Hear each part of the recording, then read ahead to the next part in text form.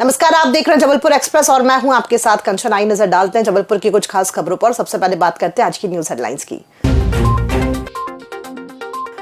नगर निगम और AQI fund से चमकेंगे जबलपुर के प्रमुख चौराहे।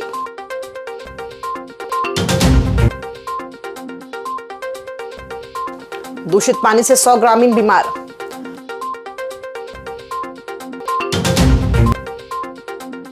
नाबालिग छात्रों के साथ दुर्व्यवहार का आरोप, कांग्रेस ने सौंपा ज्ञापन।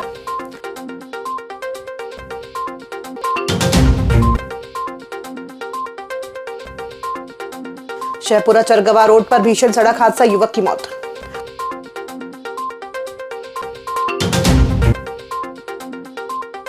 और 27 मामलों वाला शातिर बदमाश NSA में गिरफ्तार।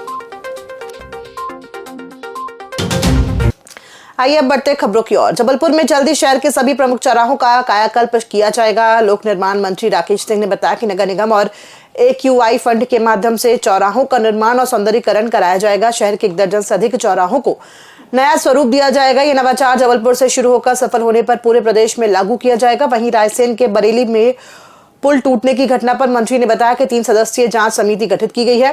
रिपोर्ट के बाद दोषियों पर सख्त कार्रवाई होगी और एक अधिकारी को सस्पेंड भी किया गया है।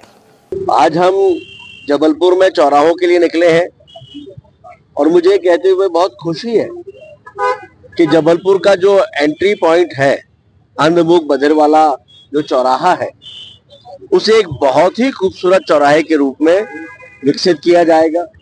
वहां पर भेड़ाघाट की प्रतिकृति भी होगी, जिसमें बाकायदा प्रतीक स्वरूप में पानी बहता हुआ भी दिखाई देगा और सुंदर लाइट्स के साथ साथ ग्रीनरी होगी और कुल मिलाकर शहर में प्रवेश के साथ ही एक बहुत सुंदर शहर में प्रवेश कर रहे हैं, इसका एहसास होगा। जबलपुर के बरगी क्षेत्र के निगरी गांव में दूषित पानी पीने से करीब 100 लोग बीमार हो गए हैं। मामले की जानकारी मिलते ही जिला कांग्रेस कमेटी ग्रामीण अध्यक्ष और पूर्व विधायक संजय यादव ने गांव का दौरा किया। उन्होंने ग्रामीणों से मुलाकात कर सरकार पर गंभीर लापरवाही के आरोप लगाए। संजय यादव ने बताया कि उनके कार्यकाल में बना 30 बिस्तरों का अस्पताल आज भी बिना डॉक्टर के पड़ा है।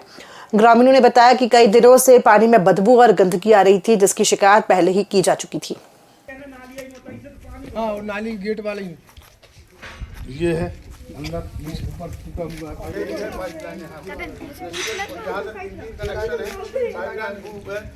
का कोई रख रखाव नहीं है इस गांव में। नालियां बजा रही, पाइपलाइन के अंदर पड़ी है, आज तक कोई देखने वाला नहीं आया है। ये कल मुझे सुबह सूचना मिली थी 9:30 बजे, और हमारी टीम यहाँ 10 बजे आकर के हम लोगों ने घर घर सर्वे किया, जिसके दौरान हमें पता चला कि उल्टी और दस्त के बहुत सारे केसेस मिल रहे हैं, जिसमें से 65 केस मिले थे हमें। 5 लोग को हमने यहीं पे ड्रिप लगा करके और मेडिकल रिफ़र किया है। 4 लोग को हमने बरगी अस्पताल में रिफ़र किया था। कई लोग प्राइवेट भी गए हैं, 2 लोग को विक्टोरिया में गए थे और 2 प्राइवेट में भी गए हैं। उसके बाद रात भर भी हमारी टीम थी, रात में भी हमने 2 लोग को रिफ़र किया है और उसके बाद आज फिर से हमने 2 लोग को फिर से रिफ़र किया है। मेनली उल्टी और दस्त के ही सबसे ज़्यादा केसेस हैं। आज बड़ा दुख का विषय है कि हमारे ग्राम निगरी पंचायत में अधिकारियों और शासन की उदासीनता के कारण करीब 75 लोग जो कुएं का, जैसा ये बता रहे हैं कि पीढ़ियों से इसका पानी पी रहे हैं, पर पूरा मलमूत्र गांव का आके इस कुएं में मिल रहा है। तो ये बड़ी लापरवाही है शासन, प्रशासन और पंचायत के अधिकारियों की। तो इन पे अगर किसी की जान भी जाती है विषाक्त पानी पीने से, तो इसका पूरा दोष इन अधिकारियों पे आएगा, क्योंकि ये एक दिन की समस्या नहीं है। ये नाला तो मुझे देख के लग रहा है ये सालों से बह रहा है और वो पानी कुएं में मिल रहा है। तो ये शीघ्र इस पे अगर कार्रवाई नहीं हुई तो ये तो एक कुआं बंद हो जाएगा, तो गांव में पानी की समस्या हो जाएगी।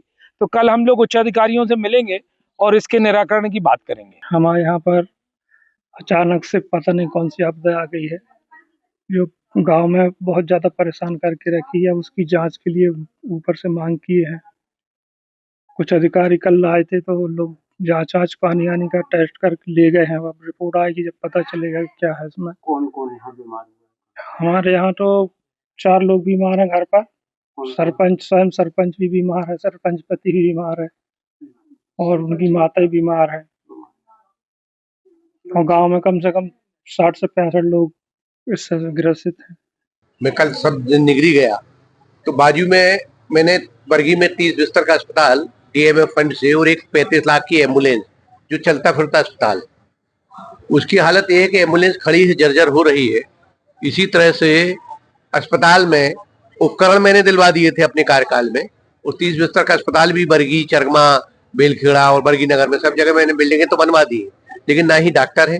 मैंने चूंकि पैथोलॉजी लैब के लिए मशीन भी दी थी कोविड के समय, वो भी बंद पड़ी है। एम्बुलेंस बंद पड़ी है। तो ये व्यवस्थाएं नदारत है। सीएमएचओ को मैंने कल फोन लगा के बोला और आज कलेक्टर साहब को बोला कि जब अस्पताल बन गया है, बिल्डिंग बन गई, तो आप वहाँ सामान उपकरण मैंने दिलवा दिए पूरे, तो आप पद स्वीकृत करवा के सुचारू रूप से कम डॉक्टरों की व्यवस्था तो करें और एम्बुलेंस चालू करें। इतनी भी एम्बुलेंस खड़ी क्यों आप चालू नहीं कर रहे? जबलपुर में नाबालिग छात्रों को अभिभावकों की अनुमति के बिना कार्यक्रम में ले जाने और उनके साथ अमानवीय व्यवहार का गंभीर मामला सामने आया है। शहर जिला कांग्रेस कमेटी ने इस संबंध में पुलिस अधीक्षक को ज्ञापन सौंपा है। आरोप है कि छात्रों को घंटों एक स्थान पर बैठाकर रखा गया और उनकी मूलभूत जरूरतों की अनदेखी की गई। बच्चों के साथ दुर्व्यवहार और जबरदस्ती रोकने के आरोप भी लगाए गए हैं। कांग्रेस ने पूरे मामले की जांच कर दोषियों पर सख्त कार्रवाई की मांग की है।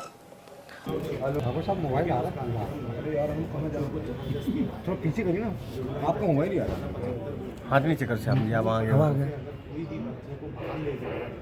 ये नसूरी शक्तियों ने 2 दिन पहले अपना असर दिखाया। मासूम बच्चे 4 घंटे उनको बिठाया गया। बच्चे ने अगर भूख की मांग करी तो उसके साथ मारपीट हुई।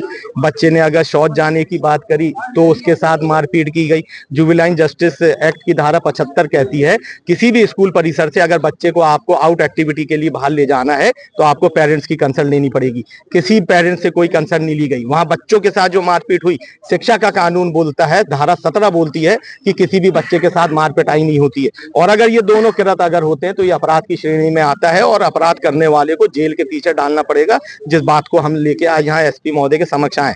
बेटा स्कूल से आया और उसने सबसे पहले मुझसे ये कहा कि मम्मी आज हम लोग को मॉडल हाई स्कूल ले जाया गया और वहाँ पे हमको जबरदस्ती बिठाकर धूप में और खूब मारा गया, बिना किसी दोष के हमको पिटाई हुई।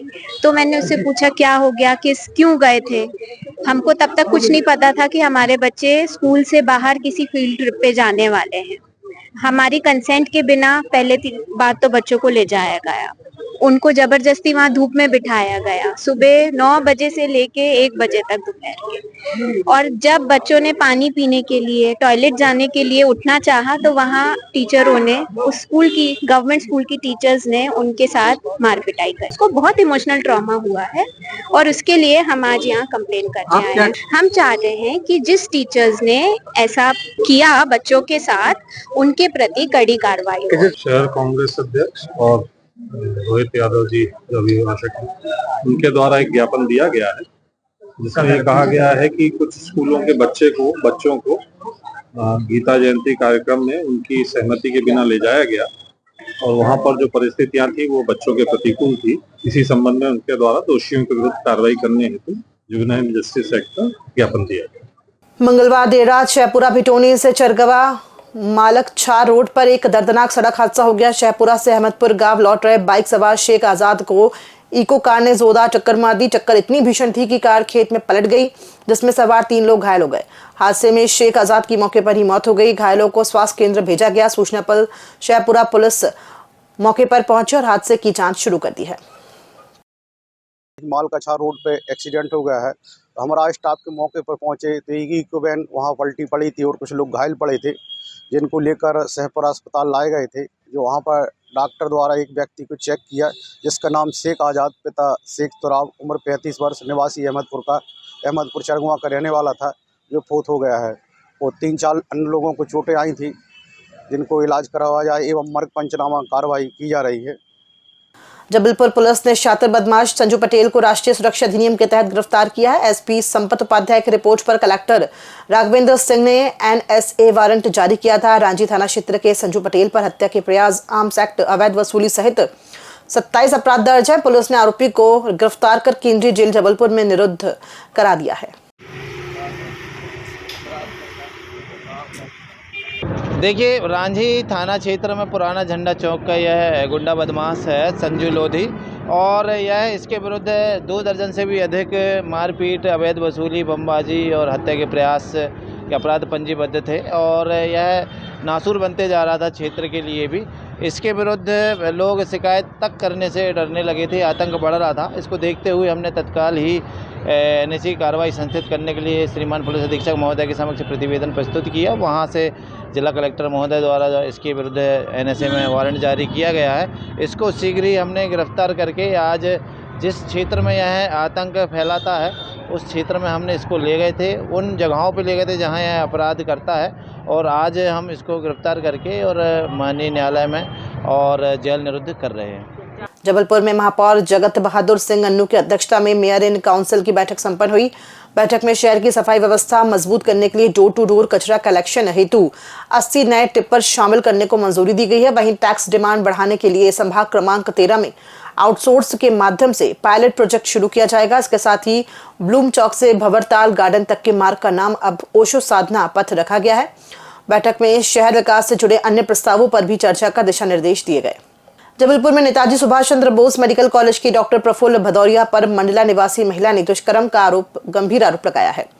पीड़िता की मुलाकात रिश्तेदार के इलाज के दौरान डॉक्टर से हुई थी, जिसके बाद डॉक्टर ने शादी का झांसा देकर उसे डॉक्टर्स कॉलोनी स्थित अपने घर ले जाकर दुष्कर्म किया। बाद में पीड़िता को डॉक्टर की दूसरी शादी की जानकारी लगी तो उसने विरोध किया। आरोप है कि आरोपी ने मंदिर ले जाकर मांग भी भरी, लेकिन फिर दिल्ली में रहने का बहाना बनाकर संपर्क तोड़ दिया। गढ़ा थाना पुलिस ने पीड़िता की शिकायत पर आरोपी डॉक्टर के खिलाफ मामला दर्ज कर जांच शुरू।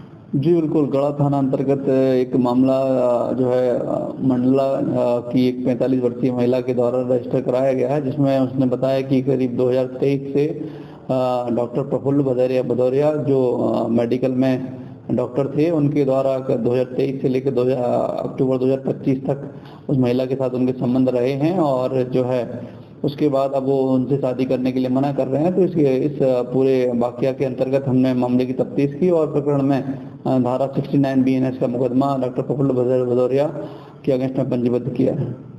खबरों में फिलहाल इतना ही। दीजिए इजाजत, नमस्कार।